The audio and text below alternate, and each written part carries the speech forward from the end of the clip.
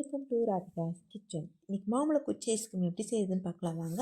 மாம்பழத்தில் இருக்க தோலை நீக்கிட்டு உள்ளே குட்டையை எடுத்துகிட்டு குட்டி குட்டி பீஸாக கட் பண்ணி போட்டு ஒரு 3 ஸ்பூன் சர்க்கரை சேர்த்துட்டு நல்லா நைஸாக அரைச்சி எடுத்துகிட்டு வந்துடலாம். மாம்பழம் இனிப்புன்றதுனால 3 ஸ்பூன் சர்க்கரை போதுமானது.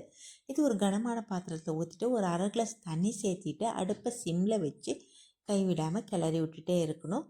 கனமான பாத்திரம்னா தான் அடி பிடிக்காமல் வரும். ஒரு 2 ஸ்பூன் சோள மாவு எடுத்துகிட்டு அதுலேயும் கொஞ்சம் தண்ணி சேர்த்திட்டு அதில் கட்டி இல்லாமல் நல்லா கலக்கிட்டு இந்த மாம்பழத்தில் இந்த கலவையில் ஊற்றிக்கலாம். அது ஒரு 7-8 நிமிஷம் அது ஊற்றிட்டு நல்லா கைவிடாமல் கிளறி விட்டுட்டே இருக்கணும். இப்படி கெட்டி ஆகிட்டு வருது இல்லைங்களா. இப்போ அடுப்பை ஆஃப் பண்ணிவிட்டு மூடி வச்சலாம். நல்லா ஆறட்டும்.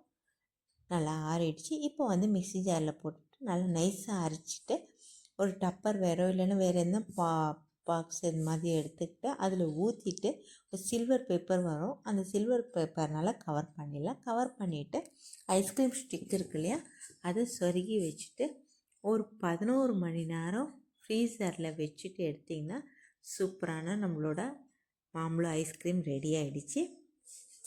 கண்டிப்பாக உங்களுக்கும் பிடிக்கும், ட்ரை பண்ணி பாருங்கள். லேசாக வந்து இதில் வந்து கத்தி வச்சு எல்லா பக்கமும் இப்படி கீறி எடுத்திங்கன்னா ஐஸ்கிரீம் வெளியில் வந்துடும்.